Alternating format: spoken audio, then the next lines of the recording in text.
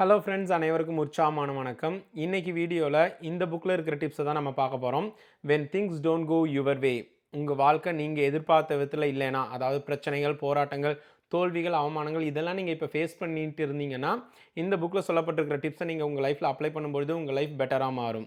இந்த புக்கோட author name ஹெமின் சுனீம். இவர் சவுத் கொரியாவில் இருக்கிற ஒரு புத்திஸ்ட் டீச்சர். இவர் இந்த புக்கில் இருக்கிற கான்செப்ட்ஸை ஒரு ஸ்டோரியோட ஆரம்பிக்கிறாரு. அந்த ஸ்டோரி எப்படின்னா, ஒரு இளைஞன் ஒரு கிராமத்தில் வசிச்சுட்டு இருக்கிறாரு. ஒரு நாள் அவர் வீட்டில் இருக்கும்போது அவரோட வீட்டு கதவை யாரோ தட்டுறாங்க. போய் திறந்து பார்க்குறாரு. ஒரு அழகான பெண் நின்றுட்டுருக்காங்க. ஒரு தேவதை மாதிரி ஒரு பெண் நின்றுட்டுருக்காங்க. யார் நீங்கன்னு கேட்கும்போது அந்த பெண் சொல்கிறாங்க, நான் வந்து நற்பண்புகளின் கடவுள், உனக்கு ஆரோக்கியம், செல்வம், வெற்றி இதெல்லாம் உன்னோட வாழ்க்கையில் தர்றதுக்காக நான் வந்திருக்கேன் அப்படின்னு சொல்கிறாங்க.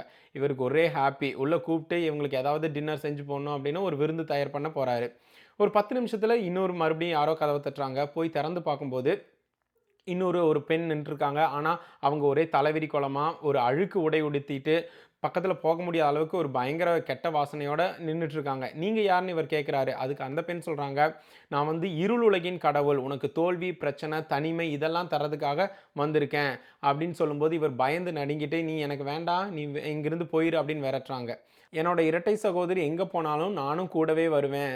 நீ அவங்கள இன்வைட் பண்ணினா என்னையும் உன்னுடைய வீட்டுக்குள்ளே அழைக்கணும். ஏன்னா நாங்கள் 2 பேரும் பேர் அப்படின்னு சொல்கிறாங்க. அதுக்கு இவர் பயந்துட்டு போயிட்டு அந்த முதல் கடவுள்கிட்ட கேட்குறாங்க, இது உண்மையா அப்படின்னு கேட்கும்போது, ஆமாம் நாங்கள் பேர் தான். ஒருத்தரை நீ அக்செப்ட் பண்ணிவிட்டு ஒருத்தரை ரிஜெக்ட் பண்ண முடியாது. உன் லைஃப்பில் ரெண்டும் மாறி மாறி வந்துட்டு தான் இருக்கும் அப்படின்னு சொல்கிறாங்க. நாம் என்னதான் லைஃப்பில் பாசிட்டிவான விஷயங்கள் மட்டுமே நம்ம வாழ்க்கையில் நடக்கணும்னு ஆசைப்பட்டாலும் நம்ம வாழ்க்கையில் சோதனைகளை கடக்க வேண்டியது அவசியம். அந்த சோதனைகள், பிரச்சனைகள், போராட்டங்கள் மூலமாக தான் நமக்கு பொறுமை, துணிவு, பரிவு எல்லாம் கற்றுக்க முடியும்னு இந்த ஆத்தர் சொல்கிறாரு. இந்த ஆத்தருக்கு பல வருஷங்களாகவே மனசுக்குள்ள ஒரு பயம் இருந்திருக்கு. அது என்னன்னு சொல்கிறான்னா, ஃபியர் ஆஃப் அபேண்டன்மெண்ட். அதாவது நம்மளை விட்டு எல்லாரும் போயிடுவாங்களோங்கிற பயம். இதுக்கு என்ன காரணம் அப்படின்னு பல நாட்களாக மெடிடேஷனில் உட்காந்து யோசனை பண்ணிட்டு இருக்காரு. அப்போ சின்ன வயசில் நடந்த ஒரு நிகழ்வு ஒன்று இவருக்கு ஞாபகம் வந்திருக்கு. சின்ன வயசில் இவர் ஒரு நாள் இவங்க அம்மா கூட மார்க்கெட்டுக்கு போகிறாரு. கொஞ்ச நேரத்தில் அவங்க அம்மாவை திடீர்னு காணோம். இவர் ரொம்ப பயந்து போயிடுறாரு. சுற்றி இருக்கிறவங்கெல்லாம், எங்கப்பா உங்கள் அம்மாவை தொலைச்சிட்டியா அப்படின்னு கேட்குறாங்க. ஒரு பாட்டி மட்டும், நான் உன்னை உங்கள் அம்மா கிட்ட கூட்டிகிட்டு போனேன் அப்படின்னு சொல்லி கூட்டிகிட்டு போகிறாங்க. ஒரு வீட்டுக்கு கூட்டிகிட்டு போகும்போது அந்த வீட்டுக்குள்ளே ஒரு பயங்கரமான ஒரு மனுஷன் நின்றுட்டுருக்காரு. வீட்டுக்குள்ளே நுழையிறதுக்கு முன்னாடியே இவர் மனசுக்குள்ளே ஏதோ ஒன்று தோணிருச்சு, எங்கேயோ இங்கே தப்பு நடக்க போகுது அப்படின்னு சொல்லி. வீட்டுக்குள்ளே போகாமல் ஒரே ஓட்டமாக மறுபடியும் மார்க்கெட்டுக்குள்ளே ஓடிடுறாரு. மார்க்கெட்டுக்குள்ளே போயிட்டு அலைஞ்சு திரிஞ்சு ஃபைனலாக அவங்க அம்மாவை தேடி கண்டுபிடிச்சாரு. அந்த அம்மாவும் இந்த பையனை தேடிட்டு இருந்திருக்காங்க. அன்னைக்கு நடந்த இந்த நிகழ்வு தான் இவருடைய மனசில் ஆழமாக பதிஞ்சிருச்சு. இந்த பயம்தான் பெருசானதுக்கு அப்புறமும் எல்லாரும் நம்மளை விட்டு போயிடுவாங்களோ, தனிமையில் கஷ்டப்படணுமோங்கிற பயத்து வரைக்கும் கொண்டு போயிருக்குன்னு இவர் சொல்கிறாரு. இந்த நிகழ்வு ஞாபகத்துக்கு வந்ததுக்கப்புறம், அதுக்கப்புறம் வந்த மெடிடேஷனில் எல்லாம் அவர் அந்த சின்ன வயசில் நடந்த இன்சிடெண்ட்டை நினைவுபடுத்தி, அந்த சின்ன பையனை கூப்பிட்டு, நான் உனக்கு துணையாக இருக்கேன், நான் எப்பயுமே உன்னை அன்பு செய்கிறேன். இதுக்கு பேர் ஹீலிங் யுவர் இன்னர் சைல்டுன்னு சொல்லுவாங்க.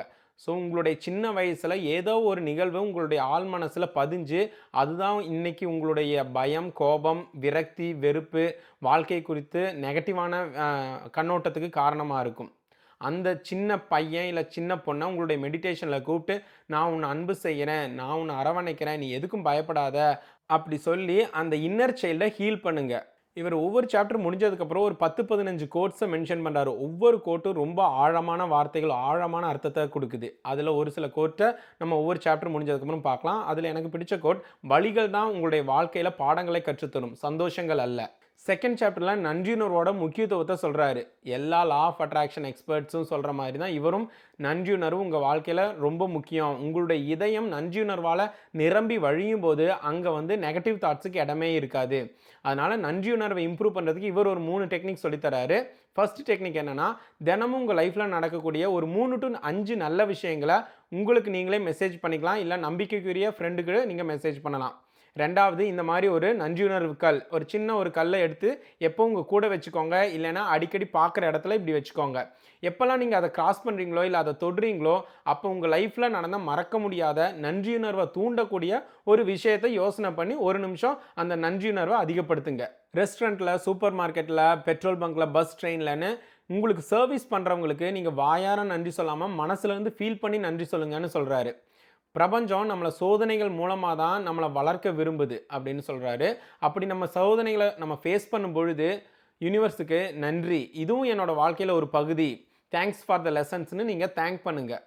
இந்த நன்றியுணர்வு சாப்டர் முடிஞ்சதுக்கு அப்புறமும் அருமையான கோட்ஸ் கொடுத்துருக்காரு. அதில் ஒரு அற்புதமான கோட், இறைவா மாற்ற முடியாததை ஏற்றுக்கொள்ளவும் மாற்ற முடிந்ததை துணிந்து மாற்றவும் இந்த இரண்டிற்கும் உள்ள வித்தியாசத்தை அறிந்து கொள்ளும் அறிவையும் எனக்கு தந்தருள்வாயாக அப்படின்னு சொல்றாரு.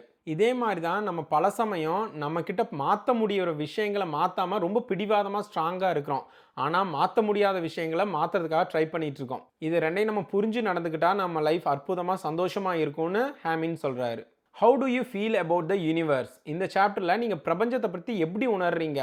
இந்த பிரபஞ்சம் வந்து நம்ம விரும்புகிறதெல்லாம், நம்ம எதிர்பார்க்குறதெல்லாம், நமக்கு தேவையானதெல்லாம் கொடுக்கும்னு நம்புறீங்களா? இல்லை இதில் செல்வ வளங்கள் அளவாக தான் இருக்குது, மற்றவங்களாம் எடுத்ததுக்கப்புறம் நமக்கு கிடைக்காதுன்னு ஒரு ஸ்கேர்சிட்டி மைண்ட் செட்டில் நீங்கள் இந்த யூனிவர்ஸை பார்க்குறீங்களா? நம்மளுடைய மைண்ட் செட்டை ஸ்கேர்சிட்டி மைண்ட் செட், அதாவது பற்றாக்குறையுள்ள மனநிலையிலிருந்து அபரிமிதமான செல்வச் செழிப்பான மனநிலைக்கு நீங்கள் டைவர்ட் பண்ணும்பொழுது நம்ம வாழ்க்கையிலையும் அதே மாதிரி தான் நடக்கும். உங்கள் பிரச்சனைகளுக்கு சொல்யூஷன்ஸ், உங்கள் பண கஷ்டத்தை தீர்க்கறதுக்கான வழிகள், உங்கள் உறவுகளில் இருக்கக்கூடிய ப்ராப்ளம்ஸை சால்வ் பண்ணுறதுக்கான வழிகள் எல்லாமே உங்களுக்கு பிரபஞ்சம் தரும். இந்த ஆத்தர்ஸ் என்ன சொல்கிறான்னா, புத்திசமில் என்ன ஒரு கான்செப்ட் சொல்கிறாங்க, நம்மளுடைய ஸ்டேட் ஆஃப் மைண்டுக்கு தகுந்த மாதிரி நம்ம ஒவ்வொருத்தரும் ஒரு தனி பிரபஞ்சத்தை உருவாக்குறோம் அப்படின்னு சொல்கிறாரு. அதாவது நான் இந்த பிரபஞ்சம் எனக்கு எல்லா ஆசீர்வாதங்களையும் தரும்னு நம்பினேன்னா அந்த மாதிரி ஒரு பிரபஞ்சத்தை என் வாழ்க்கையில் நான் உருவாக்குவேன். இல்லை நான் இன்னொருத்தர் வந்து இந்த பிரபஞ்சம் வந்து எல்லாத்துக்கும் ஒவ்வொரு விதமாக அவங்களுடைய திறமைகளுக்கு தகுந்த மாதிரி கொடுக்கும் நம்மனா அந்த மாதிரிதான பிரபஞ்சத்தை தான் அவர் உருவாக்குறாரு. அதனால் நீங்கள் எந்த மைண்ட் செட்டில் வாழ்க்கையை அப்ரோச் பண்ணுறீங்களோ அதுக்கேற்ற மாதிரி தான் யூனிவர்ஸ் உங்களுக்கு ரெஸ்பாண்ட் பண்ணும். மை ஜெலசி மை சஃபரிங் அப்படிங்கிற சாப்டரில் இவர் என்ன சொல்கிறான்னா, நம்ம சின்ன வயசில் நம்மளை விட பெட்டராக யாராவது விளையாட்டு ஜாமான் வச்சுருந்தாலோ இல்லை பெட்டராக ட்ரெஸ் பண்ணியிருந்தாலோ அவங்கள பார்த்து ஒரு சின்ன ஏக்கம் இல்லை பொறாமப்பட்டிருப்போம். உதாரணத்துக்கு நீங்களும் இன்னொருத்தரும் ஒரே சமயத்தில் அந்த வேலைக்கு ஜாயின் பண்ணிருக்கீங்க.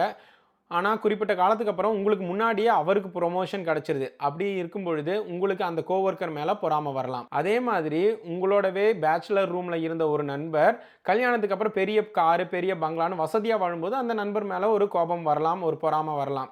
இந்த பொறாமை தான் கோபம், வெறுப்பு, வயலன்ஸ் அப்படின்னு இன்டென்சிட்டிக்கு தகுந்த மாதிரி வெவ்வேறு ஆஸ்பெக்டாக நம்ம வாழ்க்கையில் வெளிப்படுது. இந்த பொறாமையை நல்ல விதத்தில் யூஸ் பண்ணலாம், ஒரு மோட்டிவேஷனல் ஃபேக்டராக. இவங்கள மாதிரி நானும் இம்ப்ரூவ் ஆகணும், என்னுடைய லைஃப்பில் வாழ்க்கை தரத்தை உயர்த்தணும் அப்படின்னு சொல்லி நம்மளுடைய ஸ்கில்ஸை டெவலப் பண்ணுறதுக்கு இந்த ஜெலசியை யூஸ் பண்ணலாம். ஆனால் இதை நம்ம கண்டுக்காமல் விட்டோம் அப்படின்னா அது ஆன்சைட்டி, டிப்ரெஷனில் போயிட்டு நம்ம வாழ்க்கையே துன்பத்துக்கு உள்ளாக்கிறோம் அப்படின்னு இந்த ஆத்தர் சொல்கிறாரு. Where is your குரன்ஷியா? குரன்ஷியா அப்படின்னா ஸ்பானிஷில் புகலிடம்னு அர்த்தமா. அதாவது எங்கே நீங்கள் போனீங்கன்னா உங்களுடைய ஆற்றலை ரீஃபில் பண்ண முடியுமோ அந்த இடம்தான் குரன்ஷியா. அதாவது அது ஒரு கோவிலாக இருக்கலாம், மெடிடேஷன் சென்டராக இருக்கலாம், பீச் இல்லை ஹில் ஸ்டேஷன், எந்த இடத்துக்கு போனால் உங்கள் கவலைகளெல்லாம் மறந்து நீங்கள் அப்படியே ரொம்ப லைட்டாக ஃபீல் பண்ணுறீங்களோ அந்த இடத்துக்கு போங்க. நீங்கள் உங்கள் லைஃப்பில் ரொம்ப நெகட்டிவான சிச்சுவேஷனில் ஃபேஸ் பண்ணிகிட்ருக்கீங்கன்னா இந்த ட்ரிப் கண்டிப்பாக உங்களுக்கு ஹெல்ப்ஃபுல்லாக இருக்கும். அதனால் உங்கள் குரன்ஷியா பிளேஸ் எங்கேன்னு கண்டுபிடிங்க. உங்கள் வாழ்க்கையில் பயம், கோபம், விரக்தி இந்த மாதிரி எதிர்மறையான எண்ணங்கள்லாம் தலை தூக்கும் போது அந்த குரன்ஷியாவுக்கு போய் அந்த உங்கள் எனர்ஜியை ரீஃபில் பண்ணுங்கள், உங்கள் லைஃப்பை புதுவிதமாக அப்ரோச் பண்ணுங்கள். இவர் சொன்ன கோட்ஸில் சோஷியல் மீடியாவை பற்றி ஒன்று சொல்லியிருக்காரு. சோஷியல் மீடியா நம்மளை கனெக்ட் பண்ணுறதுக்காக உருவாக்கப்பட்ட ஒன்று. ஆனால் அது நம்மளை மனிதர்களிடமிருந்து டிஸ்கனெக்ட் பண்ணி லோன்லினஸையும் தனிமையையும் நம்ம ஃபீல் பண்ண வைக்குது. சோஷியல் மீடியா எதுக்கு கண்டுபிடிக்கப்பட்டது? வெவ்வேறு விதமான மனிதர்களோட பழகி புதிய உறவுகளை வளர்த்துக்கிறதுக்காக தான். ஆனால் இந்த சோஷியல் மீடியா வந்ததுக்கப்புறம் மனிதர்கள்லேருந்து டிஸ்கனெக்ட் ஆகி நம்ம தனிமையை விரும்ப வச்சுருக்கு. அதனால் எந்த அளவுக்கு குறைவாக சோஷியல் மீடியாவை பயன்படுத்துகிறீங்களோ மனிதர்களுடைய நேருக்கு நேராக உறவுகளை நேரத்தை செலவழிங்க. உங்கள் வாழ்க்கை இன்னும் அற்புதமாக மாறும். தனிமையிலேருந்து விலகி வந்து உறவுகளோட நேரத்தை ஸ்பெண்ட் பண்ணுங்கன்னு ஆத்தர் சொல்கிறாரு. இந்த புக்கில் சொல்லப்பட்ட விஷயங்களோட குயிக் சம்மரி பார்த்தரலாம். வாழ்க்கைங்கிறது நன்மை தீமை ரெண்டும் கலந்தது தான். உங்கள் குழந்தை பருவத்தில் நடந்த மோசமான நிகழ்வுகளை எல்லாம் யோசித்து பார்த்து அந்த இன்னர் சைல்டை ஹீல் பண்ணுங்கள். நன்றியுணர்வோடு இருங்க, பொறாமையை புறம்பே தள்ளுங்க, சோஷியல் மீடியாவிலேருந்து விலகி இருங்க. உங்களுடைய புகலிடம் அதாவது குரன்ஷியா எங்கே போனால் உங்களுடைய எனர்ஜி ரீஃபில் ஆகுமோ அந்த இடத்துக்கு போய் உங்களுடைய ஆற்றலை புதுப்பிச்சுக்கோங்க. இன்றைக்கான அஃபர்மேஷன், ஐ ரேடியேட் பில்லியனியர்ஸ் எனர்ஜி. நான் கோடீஸ்வரனின் ஆற்றலையும் திறமையையும் கொண்டிருக்கின்றேன். நம்ம எதுக்காக பணம் நிறையா வேணும் அப்படின்னு ஆசைப்படுறோம்? அது தர சந்தோஷத்துக்காக. நம்ம எப்பயுமே வீடு ஃபுல்லாக கட்டுக்கட்டாக பணம் இருக்கிறது நமக்கு சந்தோஷத்தை தராது. அந்த பணத்தை எடுத்து செலவு பண்ணது மூலமாக, மற்றவங்களுக்கு உதவுறதன் மூலமாக அந்த கிடைக்கிற சந்தோஷத்துக்கு தான் நம்ம ஏங்குகிறோம். அதனால் ஃபஸ்ட்டு அந்த சந்தோஷத்தை ஜென்ரேட் பண்ணுங்கள் உங்களுக்குள்ளே. அப்போ ஆட்டோமேட்டிக்காக இந்த யூனிவர்ஸ் அந்த பணம் கிடைக்கிறதுக்கான எல்லா வழிகளையும் உங்களுக்கு கொடுக்கும். இந்த வீடியோ யூஸ்ஃபுல்லா இருந்தா like or comment or share பண்ணுங்க. இன்னொரு அமேசிங் வீடியோல உங்கள சந்திக்கிறேன். அதுவரைக்கும் be healthy, be wealthy. I am your spiritual friend Praveen. Thank you.